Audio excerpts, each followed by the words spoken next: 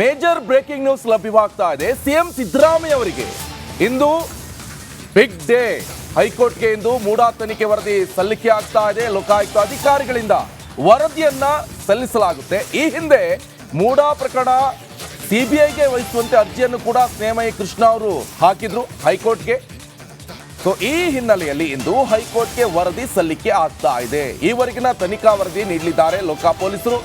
M Nagaprasanna ನೇತೃತ್ವದ ಏಕಸದಸ್ಯ ಪೀಠಕ್ಕೆ ತನಿಖಾ ವರದಿ ಸಲ್ಲಿಕೆ ಆಗುತ್ತೆ.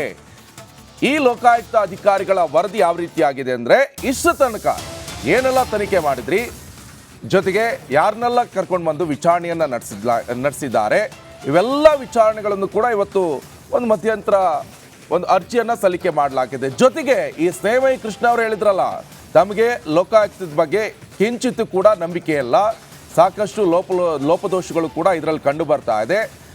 ಈ ಕಾರಣದಿಂದ ಸಿಬಿಐಗೆ ಈ ಒಂದು ಕೇಸನ್ನ ಪ್ರಕರಣವನ್ನ ವಹಿಸುವಂತೆ ಅರ್ಜಿಯನ್ನ ಸಲ್ಲಿಸಲಾಗಿತ್ತು. ಸೊ ಇದರ ವಿಚಾರಣೆಯನ್ನು ಕೂಡ ಇವತ್ತು ನಾಗಪ್ರಸನ್ನ ಅವರ ಪೀಠ ವಿಚಾರಣೆಯನ್ನು ನಡೆಸಲಿದೆ. ಇವತ್ತು ಸಿಎಂ ಸಿದ್ದರಾಮಯ್ಯನವರ ಒಂದು ದೊಡ್ಡ ಮಟ್ಟದ ಒಂದು ಬಿಗ್ ಡೇ ಅಂತಾನೆ ಹೇಳ್ಬೋದು.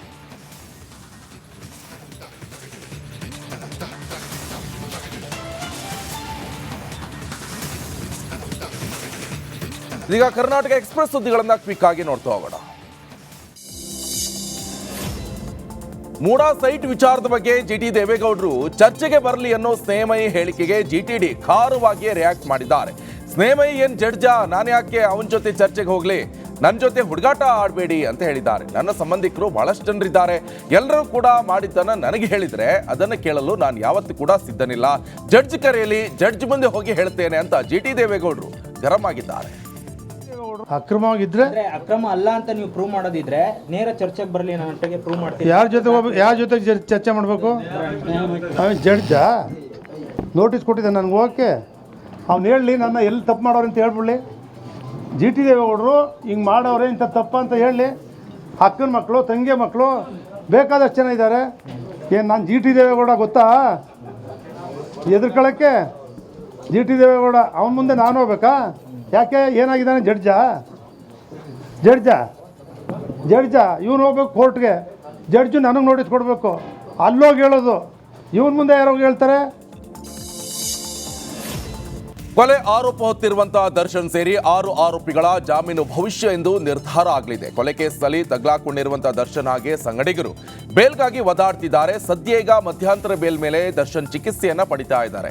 ಇತ್ತ ಪವಿತ್ರ ಗೌಡ, ಲಕ್ಷ್ಮಣ್, ನಾಗರಾಜ್, ಜಗದೀಶ್, ಅನುಕುಮಾರ್ ಜೈಲಲ್ಲೇ ದಿನದೂಡ್ತಾ ಇದ್ದು ಜಾಮೀನಿಗಾಗಿ ಪರಿತಪಿಸ್ತಾ ಇದ್ದಾರೆ. ಹೈಕೋರ್ಟ್ ಏಕಸದಸ್ಯ ಪೀಠದಲ್ಲಿ ಅರ್ಜಿ ವಿಚಾರಣೆ ನಡೆಯಲಿದ್ದು ದರ್ಶನ್, ಪವಿತ್ರ ಗೌಡ, ಲಕ್ಷ್ಮಣ್, ನಾಗರಾಜ್, ಜಗದೀಶ್ ಹಾಗೆ ಅನುಕುಮಾರ್ ಜಾಮೀನು ಭವಿಷ್ಯ ಗೊತ್ತಾಗಲಿದೆ.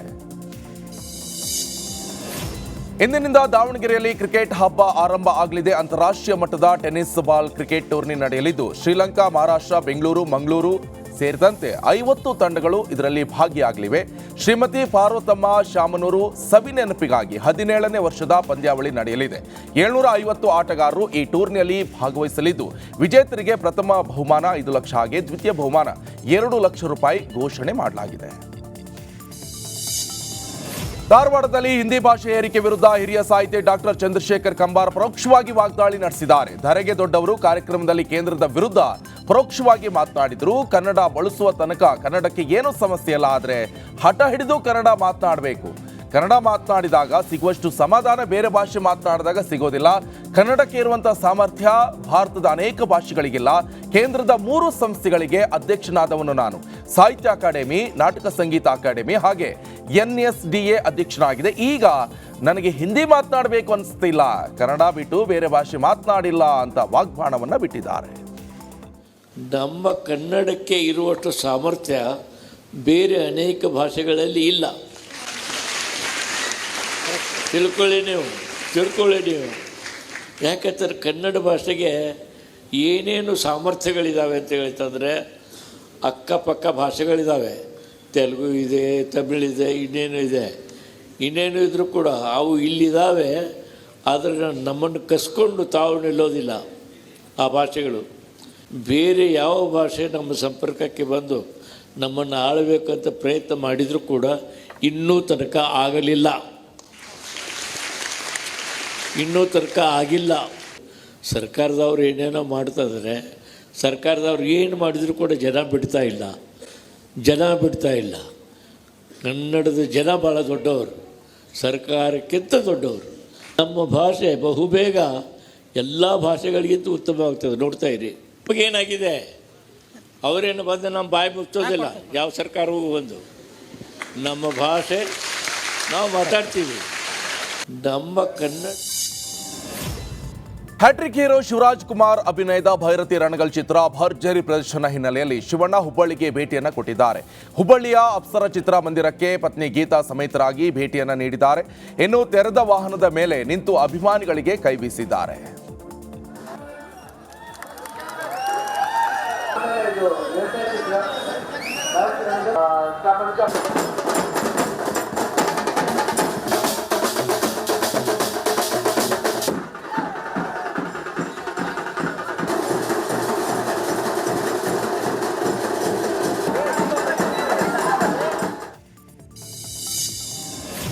ಇನ್ನು ಮಹದಾಯಿ ಯೋಜನೆ ಹೋರಾಟ ವಿಚಾರವಾಗಿಯೂ ಕೂಡ ನಟ ಶಿವರಾಜ್ ಕುಮಾರ್ ರಿಯಾಕ್ಟ್ ಮಾಡಿದ್ದಾರೆ. ಈ ಭಾಗದಲ್ಲೂ ಕೂಡ ಕನ್ನಡ ಚಿತ್ರರಂಗ ಒಗ್ಗಟ್ಟಾಗಿ ಹೋರಾಟವನ್ನ ನಡೆಸಲಿದೆ.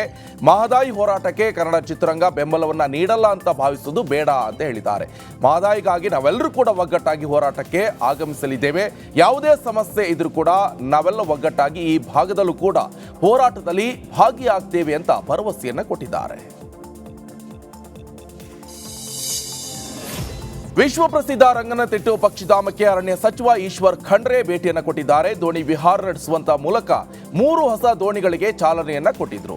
ಬಳಿಕ ವಿವಿಧ ಪ್ರಭೇದಗಳ ಪಕ್ಷಿಗಳ ವೀಕ್ಷಣೆ ಮಾಡಿದ್ರು. ಇದೇ ವೇಳೆ ಅರಣ್ಯ ಇಲಾಖೆ ಅಧಿಕಾರಿಗಳೊಂದಿಗೆ ಸಚಿವರು ಪ್ರಗತಿ ಪರಿಶೀಲನಾ ಸಭೆಯನ್ನ ಕೂಡ ನಡೆಸಿದ್ದಾರೆ. ಚಾಮುಂಡಿ ಬೆಟ್ಟದಲ್ಲಿ ಚಿನ್ನದ ರಥ ಮಾಡಿಸಲು ಸರ್ಕಾರ ಈಗ ಮುಂದಾಗಿದೆ. ಸರ್ಕಾರದ ನಿರ್ಧಾರವನ್ನ ಧಾರ್ಮಿಕ ಚಿಂತಕ ಶೆಲ್ವ ಪಿಳ್ಳೈ ಅಯ್ಯಂಗಾರ್ ಸ್ವಾಗತವನ್ನ ಮಾಡಿದ್ದಾರೆ. ಚಾಮುಂಡೇಶ್ವರಿ 100 ಕೋಟಿ ಆದಾಯ ಬರುತ್ತಿರುವಂತಹ ದೇವಸ್ಥಾನ.